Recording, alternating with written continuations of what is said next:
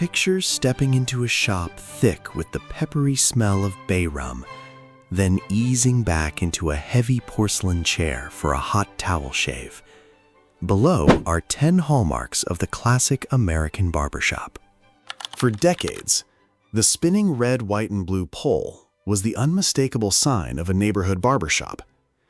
This iconic fixture actually carries a grim backstory, reaching back to the Middle Ages, when barbers doubled as surgeons. Red stood for blood, white for bandages, and blue was tacked on later in America as a patriotic touch. The earliest versions were simple wooden posts fixed outside the door, but by the mid-1900s, they'd become motorized, glowing glass cylinders. Spotting that hypnotic swirl meant a fresh trim and a bit of neighborhood chatter were only moments away. These days, zoning restrictions and the spread of corporate salon chains have turned the spinning pole into a nostalgic rarity along Main Street. Few things matched the calm intensity of a classic straight razor shave. Before disposable plastic blades and electric trimmers dominated our routines, sitting in the barber's chair meant putting your throat in the hands of a craftsman armed with one razor-sharp steel edge. The barber would whisk up a rich, warm lather in a ceramic cup using a badger bristle brush, then spread it thickly across the jaw. Working in short, deliberate strokes, the blade would glide smoothly over skin, clearing stubble with a faint, scraping hiss. It demanded total stillness from the client and a rock-steady hand from the barber. For young men, it marked a coming-of-age moment. For older regulars, it was a weekly luxury that today's razors simply can't reproduce. No traditional shave was complete without the hot towel ritual. Before the blade ever touched skin, the barber pulled a steaming cotton towel from a heated cabinet and draped it over the customer's face, leaving just the nostrils clear. The heat loosened facial muscles, softened wiry beard hair, and opened the pores. This one small step turned an everyday errand into something closer to a spa visit for the average working man. Once the shave was finished, another warm towel wiped away leftover lather, sometimes followed by a cool one to tighten the pores back up. A fleeting, eyes-closed moment of total calm. If nostalgia had a smell, it would be the sharp, spicy kick of bay rum aftershave. This staple sat in oversized glass bottles along the mirrored shelves of nearly every mid-century barbershop. First developed in the Caribbean by soaking bay leaves in rum, the recipe later picked up notes of clove, cinnamon, and citrus. After the shave, the barber would splash a handful into his palms and slap it briskly onto freshly scraped skin. The sting was sharp at first, but faded fast into a cool, masculine scent that lasted well into the afternoon. Catching that peppery whiff meant you were clean, sharp, and set for the weekend. A scent memory plenty of people from that era never forgot.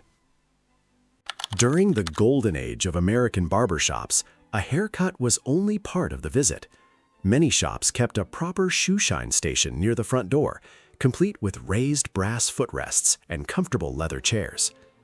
While customers waited for an open barber's chair, they could hop up and have their leather dress shoes buffed to a mirror shine. The shoeshine attendant would work thick paste polish into the leather before snapping it to a gleam with a cloth. That rhythmic snap became part of the shop's soundtrack, blending with the buzz of clippers in the background.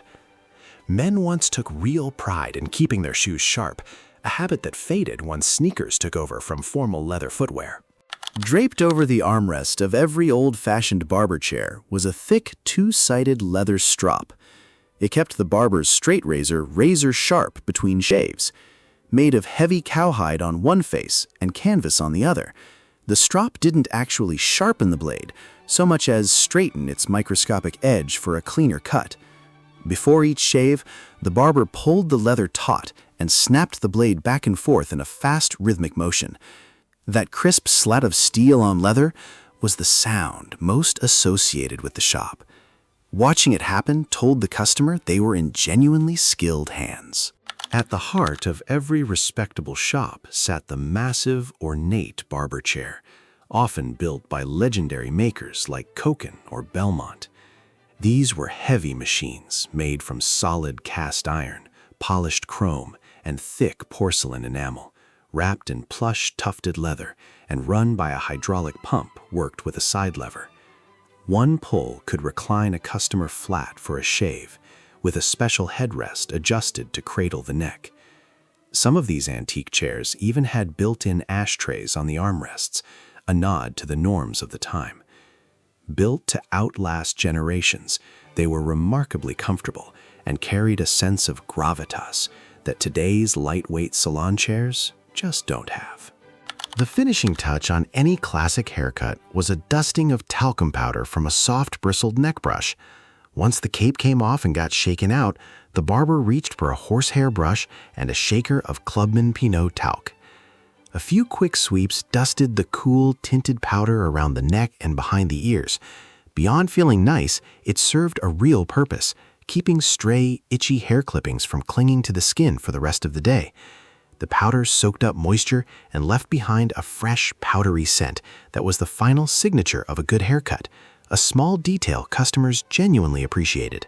Long before the internet, the corner barbershop was the social hub of the neighborhood for men. There was no need for an appointment. You walked in, grabbed a seat, and waited your turn, flipping through a free newspaper or a beat-up hunting magazine. The waiting area buzzed with debates over politics, local sports, and neighborhood news. The barber played the role of unofficial host, steering conversations and keeping the mood light with well-timed one-liners. It was a distinctly masculine space, where fathers bonded with sons and neighbors caught up, without any screens in the way. That relaxed, conversational energy created a sense of community that's largely disappeared in today's scheduled in-and-out world. Before styling gel and matte clay existed, a sharp hairstyle meant a good dose of liquid hair tonic or heavy pomade. Barbershop shelves were stocked with familiar glass bottles of Vitalis, Wildroot cream oil, and Brile cream. After a cut, the barber would rub a splash of tonic straight into the scalp, giving it a stimulating, faintly medicinal scent. For thicker hair, a scoop of heavy petroleum-based pomade, like Murray's or Royal Crown, got combed through to build those slick pompadours and sharp side parts that defined the era's style. These products gave hair a glossy, all-day hold. That final comb through from the barber was the finishing touch that sent you out the door, feeling like a new man. These little rituals may be harder to find these days, but they haven't disappeared completely. A handful of old-school barbershops and dedicated craftsmen still keep these traditions alive, proving that some things really are worth preserving, even in a world that keeps pushing for faster and more convenient. If this trip back to the golden age of grooming brought back a few memories, or gave you a new appreciation for what your grandfather went through just to get a haircut, you're exactly who this channel is for. We dig up stories like this from the past every week, the kind of everyday history that tends to get overlooked. So if you enjoyed this one, hit that subscribe button and turn on notifications so you don't miss what's coming next. And don't forget to like this video and share it with someone who'd appreciate a little blast of nostalgia. Thanks for watching, and we'll see you in the next one.